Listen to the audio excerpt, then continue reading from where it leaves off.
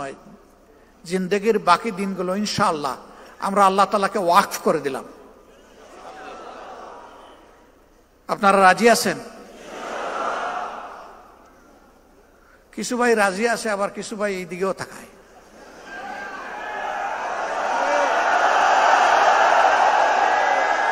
Media হচ্ছে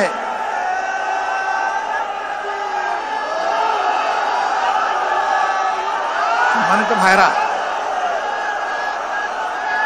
ওইটাই আল্লাহকে বলেছে, ইন্না সলাতি ওয়া নুসুকি ওয়া মাহইয়ায়া ওয়া মামাতি লিল্লাহি রাব্বিল আলামিন। হে আসমান জমিনের মালিক, তুমি সাক্ষী থাকো। আরেকবার আমরা তোমাকে সাক্ষী রেখে আমরা বলে দিলাম আমরা প্রস্তুত। আল্লাহ কবুল করুন। সম্মানিত বন্ধুগণ, আল্লাহ তাআলার মেহেরবানি,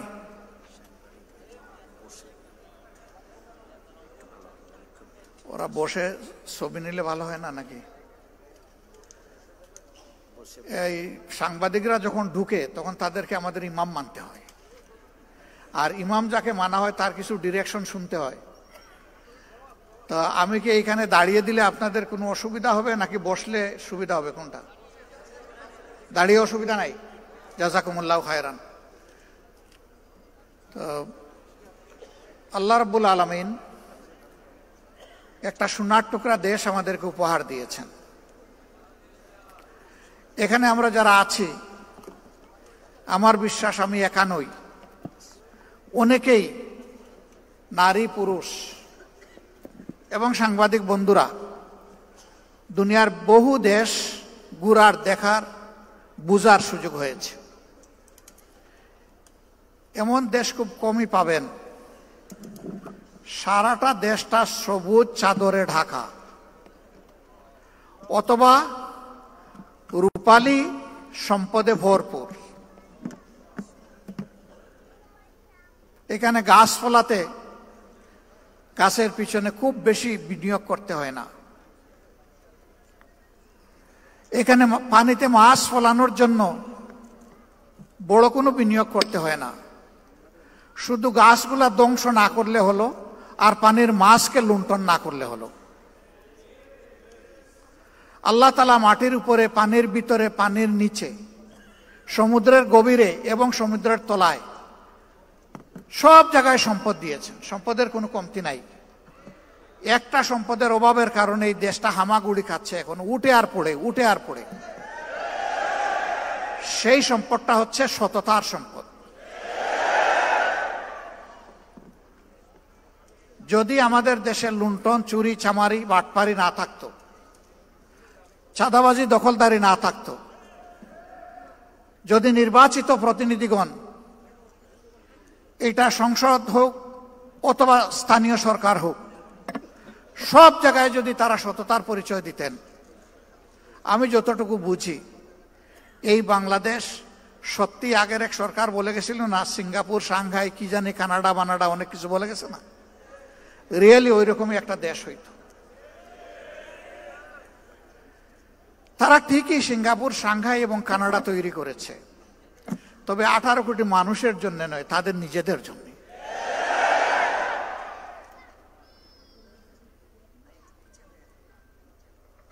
এই জন্য আমরা সবসময় বলি, এ বাংলাদেশ আমাদের গর্বের বাংলাদেশ, প্রিয় বাংলাদেশ। যে যাই বলুক, যে যা সমালোচনা ইচ্ছা করে, সারা দিন রাত করতে থাকো,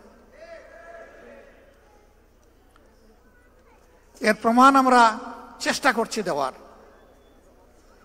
প্রথমত এই দেশের মানুষকে আমরা ভালোবাসি, এদেশের মাটিকে আমরা ভালোবাসি। এই জন্যে অনুকূল প্রতিকূল সকল অবস্থায় আলহামদুলিল্লাহ আমরা এই দেশেই আছি। অনুকূল অবস্থায় থাকতে তো কোনো সমস্যা নাই, কিন্তু যখন প্রতিকূলতা দেখা দিবে তখন থাকাটা হলো অনেক চ্যালেঞ্জের। মৌলানা দেলোয়ার হোসেন সাঈদীর জন্য দুনিয়ায় কি কোনো দেশ ছিল না? মতিউর রহমান নিজামী রাহিমাহুল্লাহর জন্য কোনো দেশ ছিল না? আমাদের আইকন, মাতার তাজ অধ্যাপক গোলাম আজম রাহিমাহুল্লাহর জন্য কোনো দেশ ছিল না? বহু দেশ আমাদের কাছে প্রস্তাব দিয়েছে, এরা শুধু তোমাদের দেশের সম্পদ নয়, এরা বিশ্বের মুসলমানদের সম্পদ, তোমরা আমাদের জন্য কিছুদিনের জন্য তাদেরকে দিয়ে দাও। আমরা তাদেরকে জবাব দিয়েছি, আপনাদের আন্তরিকতায় আমরা মুগ্ধ, ভালোবাসায় মুগ্ধ।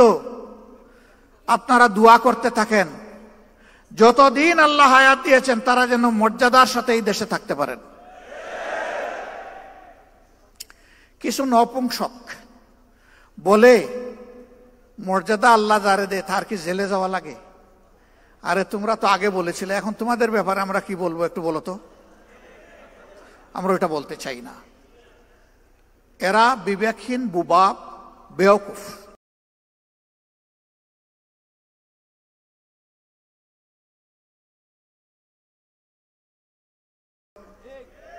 আল্লাহর নবীরা জেল কেটেছেন, তো নবীর উম্মতদের সেই সুন্নত পালন করতে হবে না? আমাদের নবী কিন্তু একজন না, আমরা এক নবীর উম্মত, কিন্তু আল্লাহর সমস্ত নবীরা আমাদের নবী। ইসলামই একমাত্র ধর্ম সমস্ত নবীর নাম শুনলে সম্মান প্রদর্শন করে। আরেকটা ধর্ম এরকম দুনিয়া এখন খুঁজে পাওয়া যাবে না যে সমস্ত নবীকে সম্মান করে, কমপক্ষে এক দুইজনকে কুচা মারে। This is Islam, Islam and only Islam. এটাই একমাত্র অসাম্প্রদায়িক ধর্ম। না রে ভাই, দেশের ভিতর থেকে আমরা দাওয়াত পেয়ে যাইনি, আবার দেশের বাইরে থাকা লোকটাকে কেউ আটকায় রাখতে পারেনি।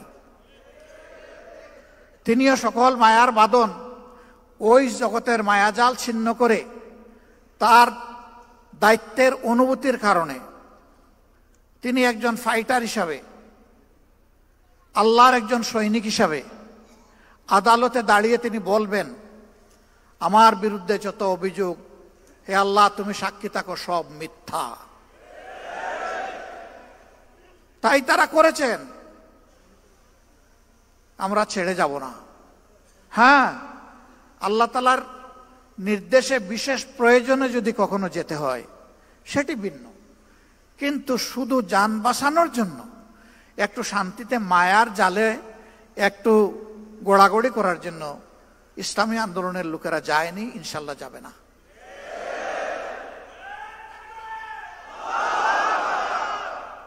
আমি বলে থাকি, যাবই বা কোথায়? আমাদের তো একটি বেগম পাড়াও নাই, পিসি পাড়াও আমাদের নাই, যাবো কোথায়? কারো আছে বেগম পাড়া, কারো আছে পিসি পাড়া, আমাদের নাই তো ওটা, এবং আমাদের এটা প্রয়োজনও নাই। আলহামদুলিল্লাহ, আল্লাহ যে জায়গায় মায়া করে, মহব্বত করে পয়দা করেছেন, এই জায়গাতেই যেন আল্লাহ বেশি করে বরকত দিয়ে দেন। এবং সেই বরকতটা শুধু যারা মুমিন মুসলমান, সাচ্চা মুসলমান না, আল্লাহর পক্ষ থেকে রহমত যখন জোরে, ওই নাফরমানও রহমতের অংশীদার হয়ে যায়। দুনিয়ায় সেও তার ভাগ পায়, আখিরাতে আল্লাহ রহমতের হিসাব তার কাছ থেকে নেবেন, কিন্তু দুনিয়ায় সেও পেয়ে যাবে। এই জন্য আমরা যা চাই এটি হচ্ছে যে আল্লাহর আইন হচ্ছে শ্রেষ্ঠ আইন। আজ পর্যন্ত কারো বলার দুঃসাহস হয় নাই যে আল্লাহর আইনের চাইতে জমিনের উপরে কোনো শ্রেষ্ঠ আইন আছে, এবং কিয়ামত পর্যন্ত এটা কেউ বলতে পারবে না। যত বড় দার্শনিক হোক, কেউ বলতে পারবে না এটা। তো শ্রেষ্ঠ আইন যেখানে আছে সেখানে শ্রেষ্ঠ আইনের প্রয়োগটাই আমরা চাচ্ছি, এর বেশি কিছু চাই না। ভয় দেখানো হয়, যদি কোরআনের আইন চালু হয় তাহলে মা বোনরা তো ঘর থেকে বের হতে পারবেন না। যদি কোরআনের আইন চালু হয় তাহলে যারা অন্য ধর্মের মানুষ তাদের কোনো নিরাপত্তা থাকবে না। আমরা যারা কোরআনের আইন চালু করার জন্য আল্লাহর দেওয়া তৌফিকের জন্য চেষ্টা করছি, আমাদের মা বোনরা ঘর থেকে বের হয় না, সমাজের বিভিন্ন পেশায় তারা কাজকর্ম করে না, আত্মীয় স্বজনের বিপদ আপদ হলে তারা দৌড়ে যায় না, তারা সমাজের উন্নয়নে অবদান রাখে না, তারা শিক্ষা প্রতিষ্ঠান, সর্বোচ্চ শিক্ষা প্রতিষ্ঠানে গিয়ে লেখাপড়া করে না, তারা লেখাপড়া করায় না, সবই করে। রাসূল করিম সাল্লাল্লাহু আলাইহি সাল্লাম এই সব কিছুর সুযোগ যত সাহাবিয়া ছিলেন, উম্মাহাতুল মুসলিমিন ছিলেন, সবার জন্য খুলে দিয়েছিলেন। এমনকি চরম ক্রিটিক্যাল মুহূর্তে রাসূল করিম সাল্লাল্লাহু আলাইহি সাল্লাম আহলে রায়দের সাথে বিশেষজ্ঞতার সাথে বসতেন, কিন্তু তিনি ভুলে যেতেন না উম্মাহাতুল মুসলিমিনের পরামর্শ নেওয়াটাও প্রয়োজন, সেটাও তিনি নিতেন। তার বাস্তব নমুনা সুলহ হুদাইবিয়া। সবাই কিংকর্তব্য বিমূঢ়, আল্লাহর রাসূলও চিন্তিত, কিন্তু আমাদের একজন মায়ের পরামর্শ কার্যকর হয়ে গেল, সমস্ত সমস্যা নিমিষের তরে বাতাসে উবে গেল। আল্লাহু আকবার। This is beauty of Islam. মায়েদের কোনো মর্যাদাই ছিল না, মা হিসাবে কোনো মর্যাদা ছিল না। ইসলাম এসে তাদের হাতে এই মর্যাদা তুলে দিয়েছে। এর চাইতে বড় মর্যাদা কেউ দিতে পারবে না, যতই মায়া কান্না করুক, বরঞ্চ আমাদের সর্বনাশ করবে।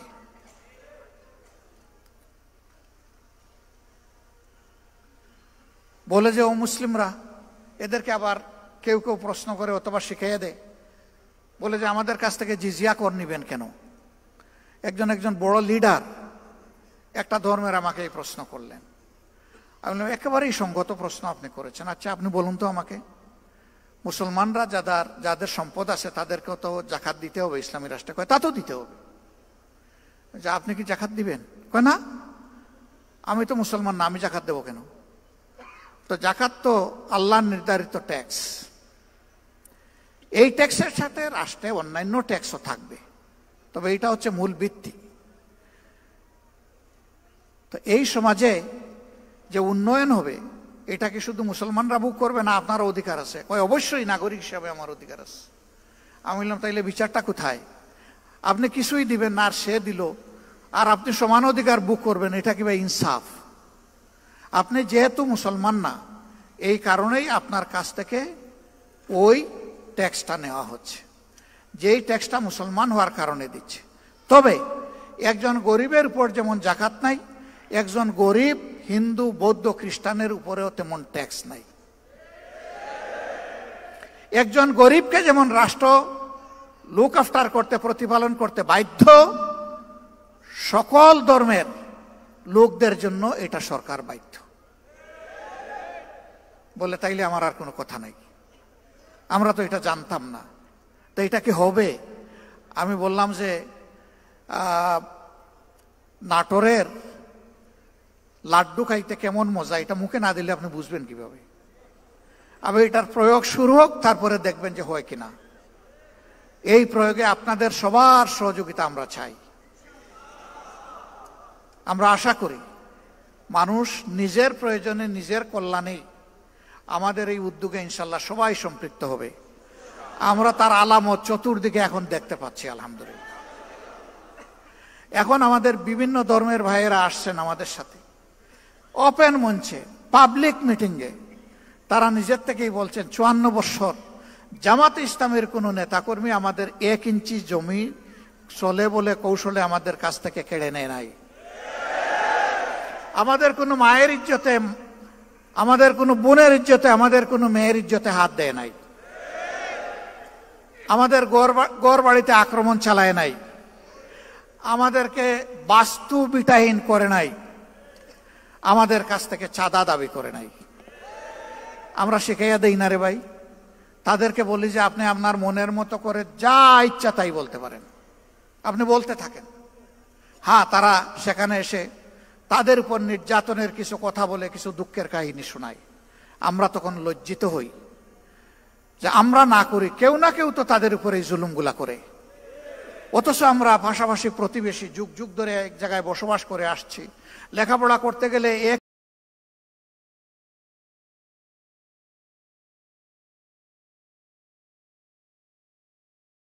একই বেঞ্চে বসে, একই ডেস্কে বই রেখে আমরা লেখাপড়া করেছি। আজকে আমাদের এই সহযাত্রীদের সাথে আচরণ কেন? হ্যাঁ, আমরা চেষ্টা করেছি আমাদের দলটাকে সেইভাবে গড়ে তুলতে, নিয়ন্ত্রণ করতে। আমরা আশা করি এই দলের হাতে আল্লাহ যদি দেশ পরিচালনার দায়িত্ব দেন, এখন আমরা দল নিয়ন্ত্রণ করেছি, আমরা ইনশাল্লাহ দেশও নিয়ন্ত্রণ করতে পারব।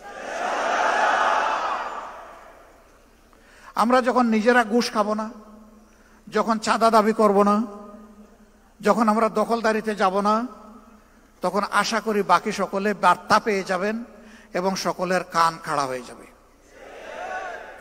এরপরে আমাদের সংগঠন হোক অথবা যে কোনো নাগরিক হোক, যদি এর কোনো ব্যত্যয় ঘটে, তার জন্য সত্যিকারের প্রয়োগ করার মতো আইন থাকবে ইনশাল্লাহ। এখন আইন আছে, তার প্রয়োগ নাই। যে আইনটা আছে এইটারও যদি প্রয়োগ থাকতো, সমাজের দুর্নীতি, সমাজের দুর্বৃত্তপনা 10 ভাগের 1 ভাগে নেমে আসতো। এটারও তো প্রয়োগ নাই। তা আবার প্রয়োগ আছে উল্টা প্রয়োগ। আপনি মারা গেছেন, আপনার ছেলে হবে আপনার হত্যা মামলার আসামি। মেরেছে সরকারের দুষ্ট বাহিনী অথবা গুন্ডারা, আপনার ছেলেকে করবে খুনের মামলার আসামি। 15.5 বছর এগুলো হয় নাই? আমাদের লোক হত্যা করে আমাদেরকে এই মামলার আসামি বানিয়েছে।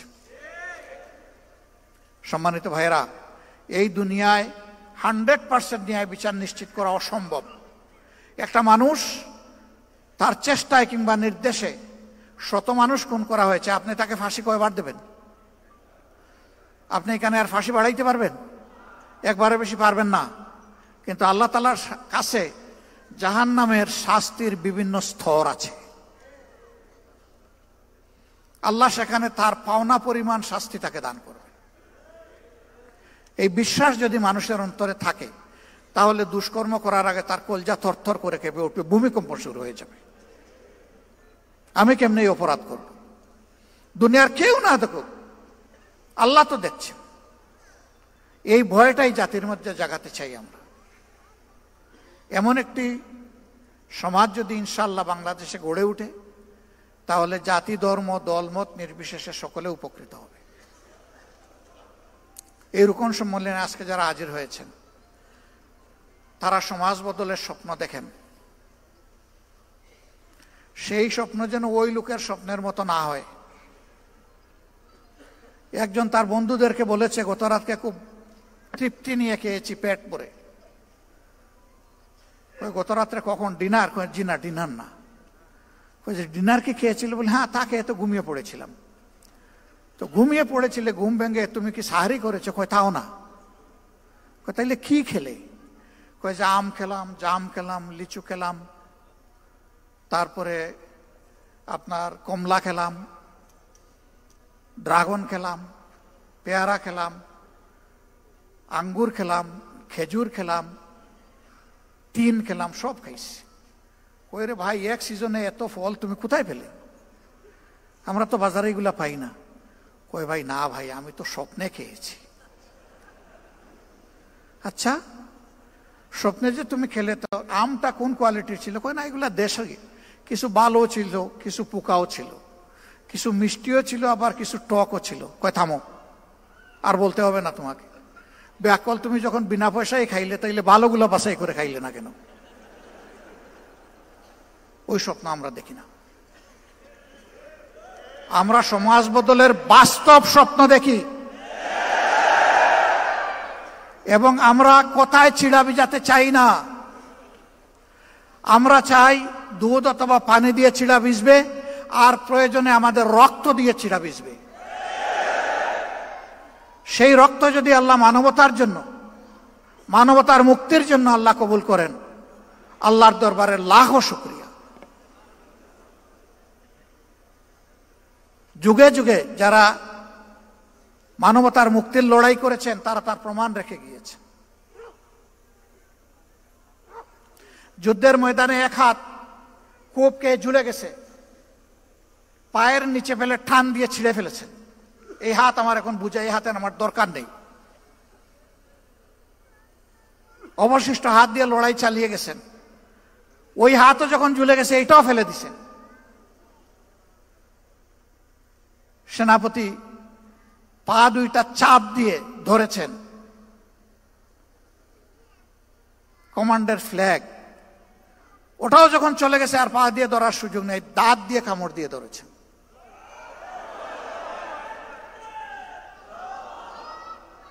আর মঞ্জিলের দিকে চেয়ে দেখছেন, মঞ্জিল কত দূর। আল্লাহ যেন ওই তৌফিক গুলোই আমাদেরকে দান করেন। ভাই,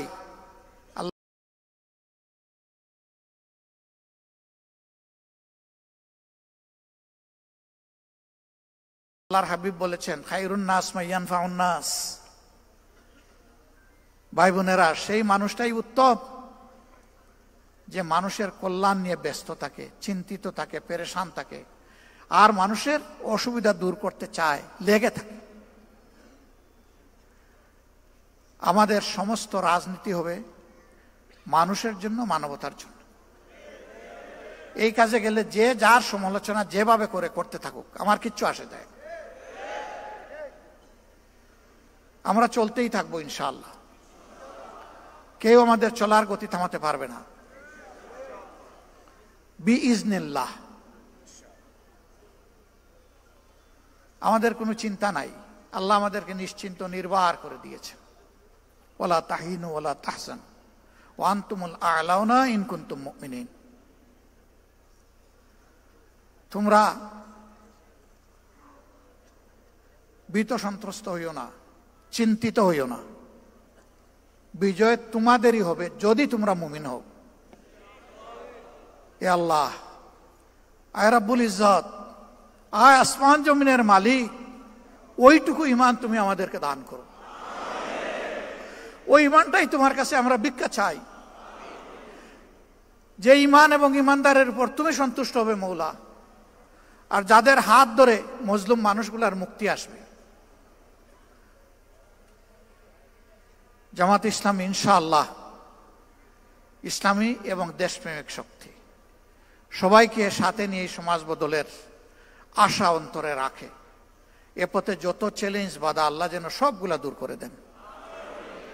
মানুষের প্রত্যাশার এই ঠিকানাকে আল্লাহ যেন মজবুত করে দেন, এবং আল্লাহ রাব্বুল আলামিন মানবতার বিজয় যেন দান করেন।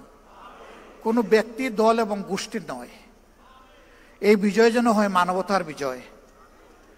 মহান রব্বে কারিমের দরবারে সেই তৌফিক কামনা করে আপনাদের সকলকে আন্তরিক শুকরিয়া জানিয়ে আমি বিদায় নিচ্ছি। আসসালামু আলাইকুম ওয়া রাহমাতুল্লাহ। আল্লাহ হাফিজ। বাংলাদেশ জিন্দাবাদ, বাংলাদেশ জামাত ইসলামী জিন্দাবাদ।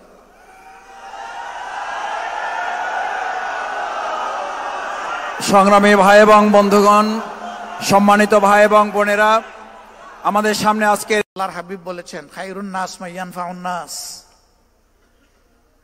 ভাই বোনেরা, সেই মানুষটাই উত্তম যে মানুষের কল্যাণ নিয়ে ব্যস্ত থাকে, চিন্তিত থাকে, পেরেশান থাকে, আর মানুষের অসুবিধা দূর করতে চায়, লেগে থাকে। আমাদের সমস্ত রাজনীতি হবে মানুষের জন্য, মানবতার জন্য। এই কাজে গেলে যে যার সমালোচনা যেভাবে করে করতে থাকুক, আমার কিচ্ছু আসে যায়। আমরা চলতেই থাকবো ইনশাআল্লাহ। কেউ আমাদের চলার গতি থামাতে পারবে না বিইজনিল্লাহ। আমাদের কোনো চিন্তা নাই, আল্লাহ আমাদেরকে নিশ্চিন্ত নির্বাহ করে দিয়েছে। ওয়ালা তাহিনু ওয়ালা তাহজানু ওয়া আনতুমুল আ'লাউনা ইন কুনতুম মুমিনিন। তোমরা ভীত সন্ত্রস্ত হইও না, চিন্তিত হইও না, বিজয় তোমাদেরই হবে যদি তোমরা মুমিন হও। এ আল্লাহ, আয় রাব্বুল ইজ্জত, আয় আসমান জমিনের মালিক, ওইটুকু ঈমান তুমি আমাদেরকে দান করো। ওই ঈমানটাই তোমার কাছে আমরা ভিক্ষা চাই, যে ঈমান এবং ঈমানদারের উপর তুমি সন্তুষ্ট হবে মৌলা, আর যাদের হাত ধরে মজলুম মানুষগুলার মুক্তি আসবে। জামাত ইসলামী ইনশাআল্লাহ ইসলামী এবং দেশপ্রেমিক শক্তি, সবাইকে সাথে নিয়ে সমাজ বদলের আশা অন্তরে রাখে। এ পথে যত চ্যালেঞ্জ বাধা আল্লাহ যেন সবগুলা দূর করে দেন। মানুষের প্রত্যাশার এই ঠিকানাকে আল্লাহ যেন মজবুত করে দেন, এবং আল্লাহ রাব্বুল আলামিন মানবতার বিজয় যেন দান করেন। কোনো ব্যক্তি, দল এবং গোষ্ঠীর নয়, এই বিজয় যেন হয় মানবতার বিজয়। মহান রব্বে কারিমের দরবারে সেই তৌফিক কামনা করে আপনাদের সকলকে আন্তরিক শুকরিয়া জানিয়ে আমি বিদায় নিচ্ছি। আসসালামু আলাইকুম ওয়া রাহমাতুল্লাহ। আল্লাহ হাফিজ। বাংলাদেশ জিন্দাবাদ, বাংলাদেশ জামাত ইসলামী জিন্দাবাদ।